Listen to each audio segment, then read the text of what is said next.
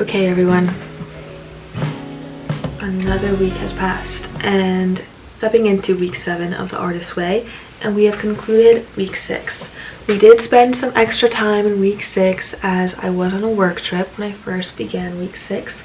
I didn't have any really moments of solitude, and I feel as if this week really wanted you to dive into some moments with yourself, spending time with your inner artist as well as with God, and picking some things along the way, romanticizing your life and noticing the beauty in the small things around you. And while I did that a little bit as best as I could, I was unable to pour a lot of energy into myself and my artist that week. So I want to spend an extra week in week 6. I have to admit, I still did not do it up to the standard I would have wanted to. I did not fulfill all the tasks still within week 6, if I'm being candid. Part of that I'm using as an excuse because it's the dead of winter, and one of the tasks were to find 5 flowers and 5 rocks outside and, you know, pick them up, press them, keep them for your keepsake.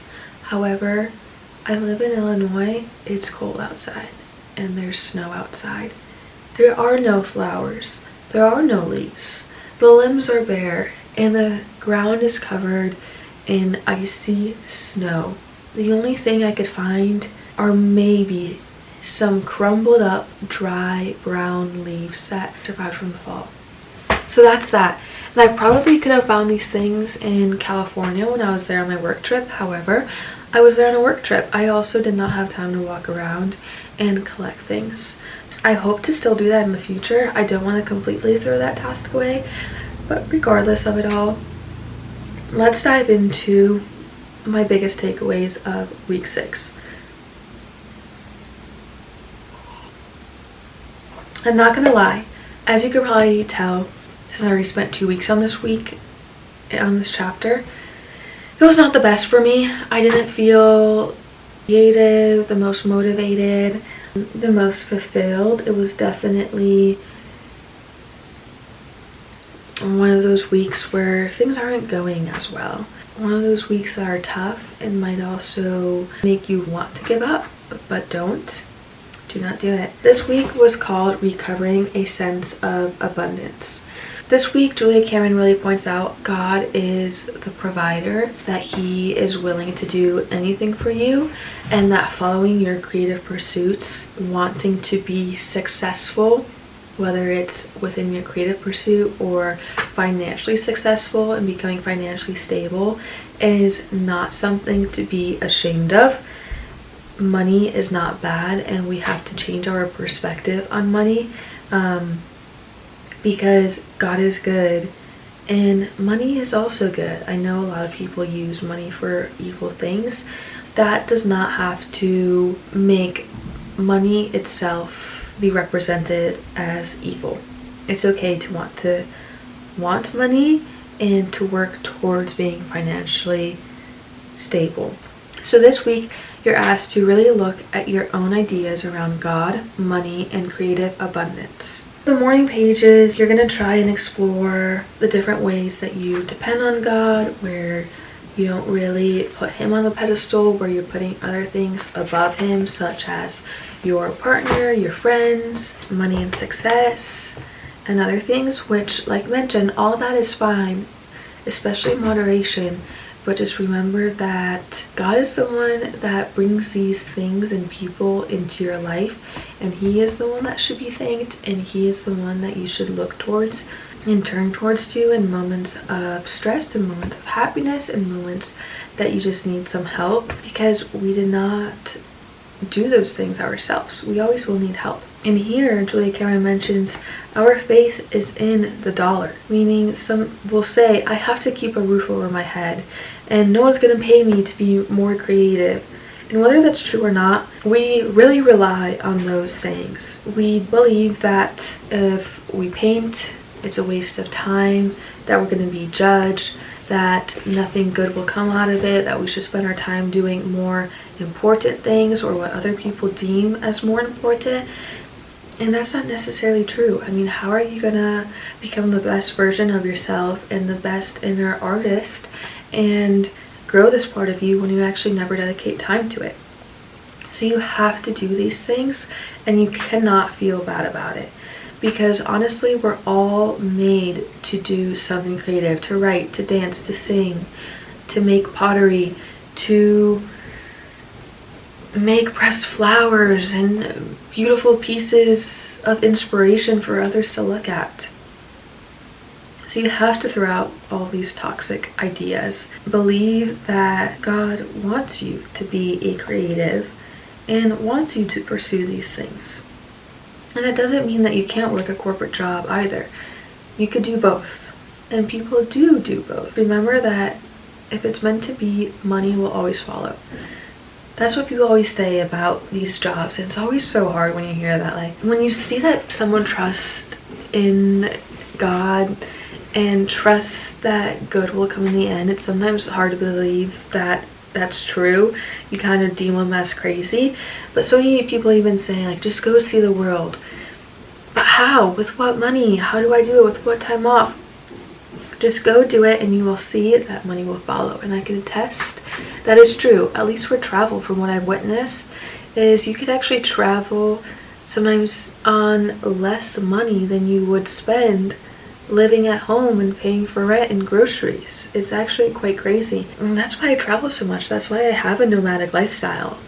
If I believe that, why can't I not believe that I could also be an artist, and that I am an artist, and that money too can follow in that? This week was about kind of diving deeper into that and those concepts, and writing about what you currently believe, whether it's in God and in your artist journey, writing out a bit of affirmations, what a God to you would be like if he actually loved creativity, which he does. Kind of switching your mindset around it, that God is good and a good God exists in our lives. Money, your job, or your partner, your lover should not remain as your higher power. They're okay to keep in your life, but stop directing all your love and attachment. Stop putting them on a pedestal. Stop putting other things above God. Here's an excerpt that I loved from this chapter. Looking at God's creation, it is pretty clear that the Creator itself did not know when to stop. There is not one pink flower or even 50 pink flowers, but hundreds. Snowflakes, of course, are the ultimate exercise in sheer creative glee. No two alike. This creator looks suspiciously like someone who just might send us support for our creative ventures. And this past week it actually snowed, and I saw some of the snowflakes dripping down on my window shield and my window when I was driving. I also almost got into a fender bender because I was looking at one of the snowflakes on my window and forgot to stomp on the brake, but I didn't. And anyways, it was just so beautiful. I forgot how amazing snowflakes are. They are so intricate and so stunning, and no two are alike, and there's billions of them. I mean, I just can't even wrap my head around that and fathom that. And also, how do people find that out? That just bewilders me. But that is just so incredible. There is just so much beauty around us. So much beauty. So much art. Everything is an art form, really. And I just want to dive deeper into that. And when you love the world around you and take notice of these small things in your life on a daily basis, then life really does get better. You're so much more fulfilled and a happier person, and I feel as if you also become nicer to those around you. You want to pour more into these crafts and kind of mirror those beautiful things that you see in the world onto your canvas. So Julia Cameron says to remind ourselves to make art, no matter if it's just 5 minutes every day or just a minute or even a few hours. Just remember that it may be extravagant, but so is God. So give yourself rewards, give yourself treats. If you have a favorite fruit or candy bar, go get it for yourself this week and treat yourself. And as you expect God to be more generous, God will be able to be more generous to you. Remember, you are not the cheapskate, not God. What we really want to do is what we are really meant to do.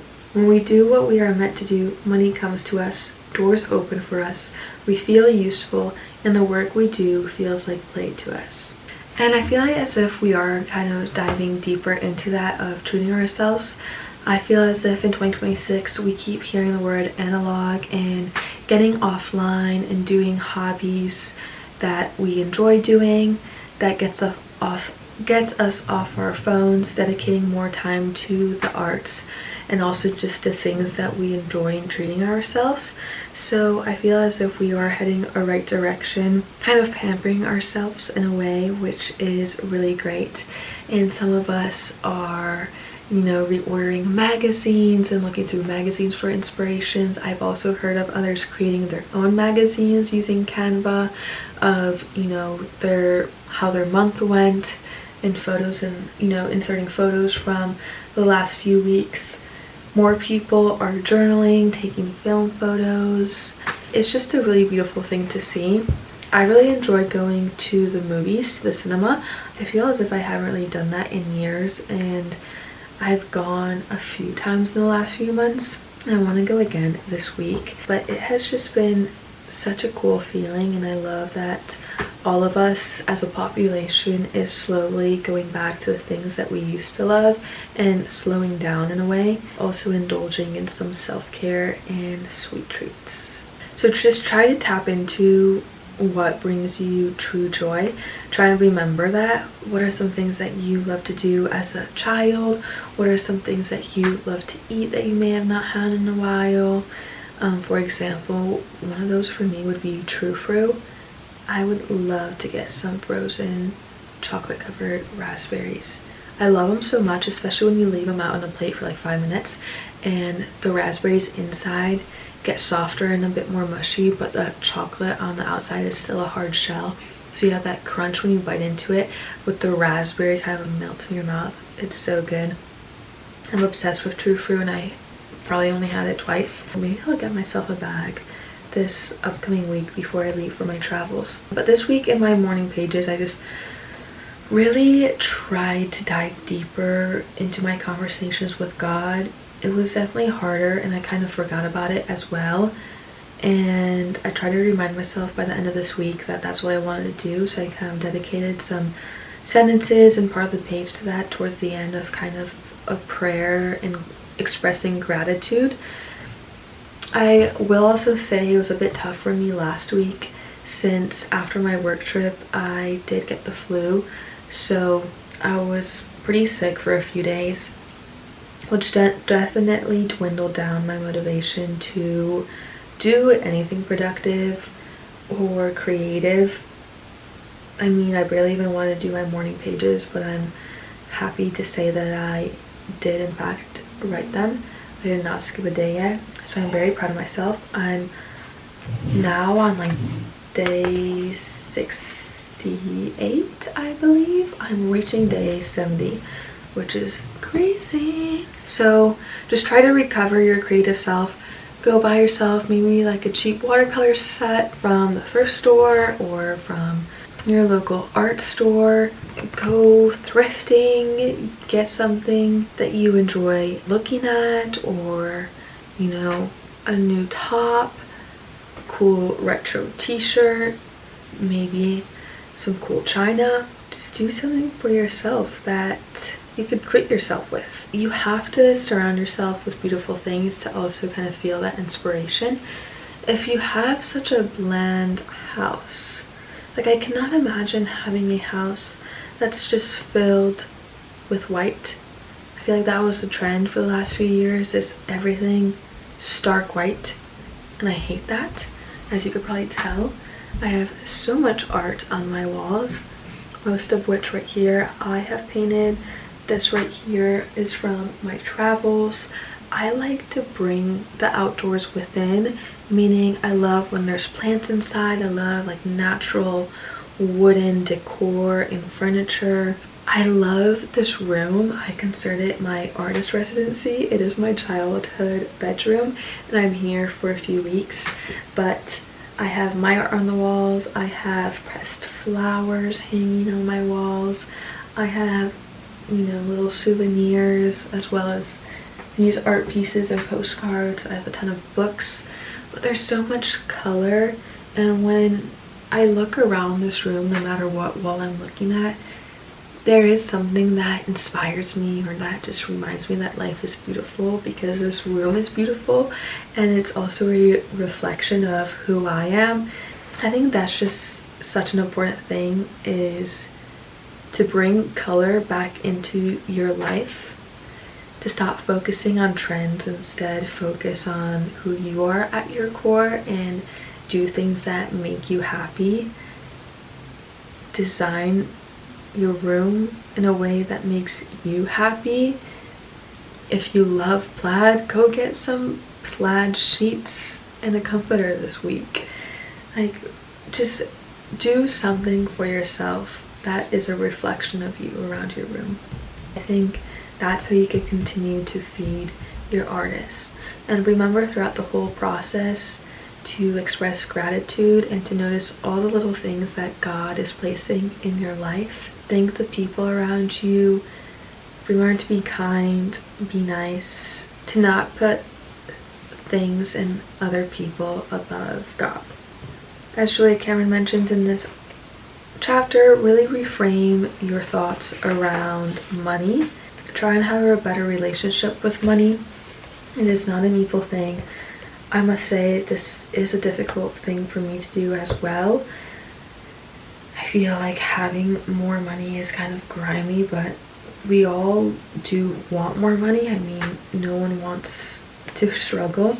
It's hard. That's a hard thing to do, to think money is good, but we have to reframe our way and thoughts around that. And it truly is abundant, and I feel as if you always hear wealthy people speaking about that there's so much money in the world. Anyone can have it. Anyone can pursue the lifestyle they want. Anyone can become a successful business owner. It's just your drive and passion behind it that differs you from the rest of the population on whether you will be successful or not. It's all about motivation and your willingness to show up every single day, your communication with other people, your dedication and discipline to the craft. It's difficult, but keep working on yourself and towards your goals, and you will prosper. And just remember to rely on God and those around you to help you through the process, which I'm also saying this as a reminder to myself. So that's week 6. I hope you enjoyed it.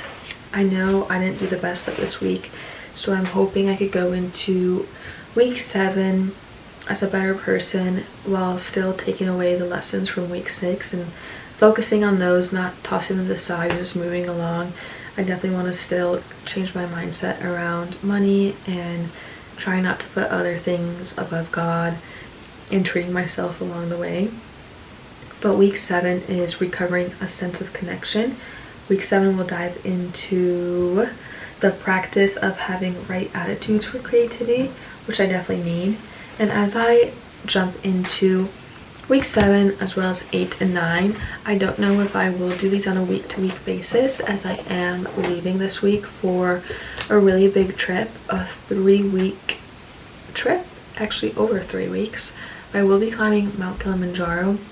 I don't know if I'll have time to do anything for my creative pursuits out there, but I definitely want to continue my morning pages, as well as I'm sure I'll have a lot of time to think. So I want to better develop my mindset around these things and around pouring time and energy into my creative pursuits and my inner artist.